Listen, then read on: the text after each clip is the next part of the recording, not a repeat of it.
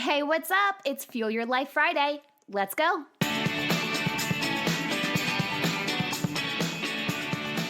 Hey, welcome back. Thanks for tuning in to another Fuel Your Life Friday episode. On this past Wednesday's episode, we had twin flame astrologer Kay Moon join us for a twin flame energy update.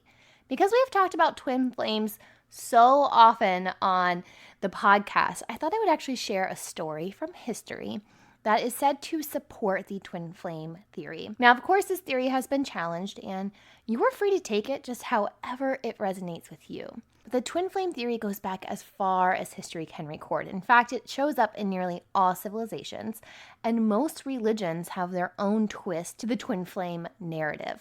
Today, we're going to be looking at the Symposium, the philosophical text by Greek philosopher Plato, dated in 385 to 370 BC.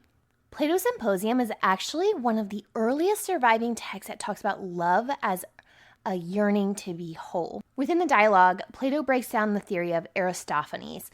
These are humans who originally had 4 arms, 4 legs, and a single head, made of 2 faces, but also 2 sets of genitalia.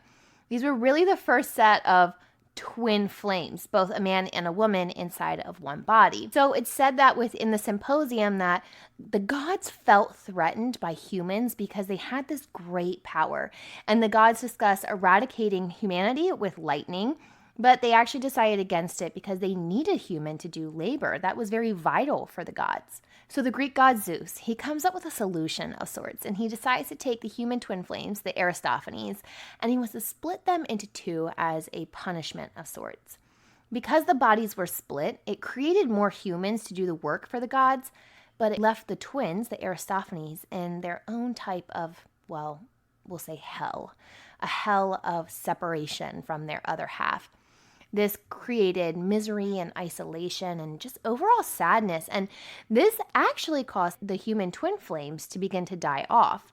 And when the gods saw this happening, they quickly realized that their labor power was dying off. So the gods knew they needed a solution, one that would make the humans not so powerful that they couldn't overpower the gods, but not so disempowered that they would be miserable and die off.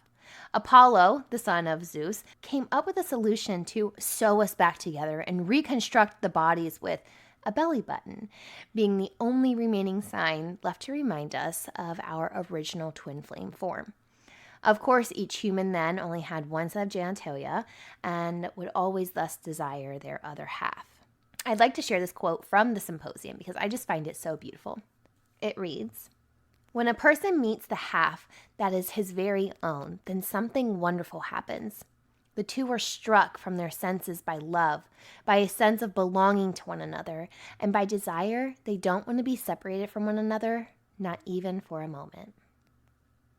Well, as mentioned in the other twin flame episodes, Adam and Eve are an example of twin flames, as Eve was created from Adam's rib, Cleopatra and Mark Antony, and of course even Juno and Jupiter, as discussed on Wednesday's episode. Regardless of what you believe about this twin flame journey, as Plato says, we are all born with love inside us. And that's a statement I will always agree with. If you enjoyed this episode, be sure to share it with a friend and give the podcast a 5-star review on Apple Podcasts or wherever it is that you tune in and turn it up. That's all for today. I'll see you back here next week, but until then, remember, every level of life is an opportunity to grow. Be well, my friend.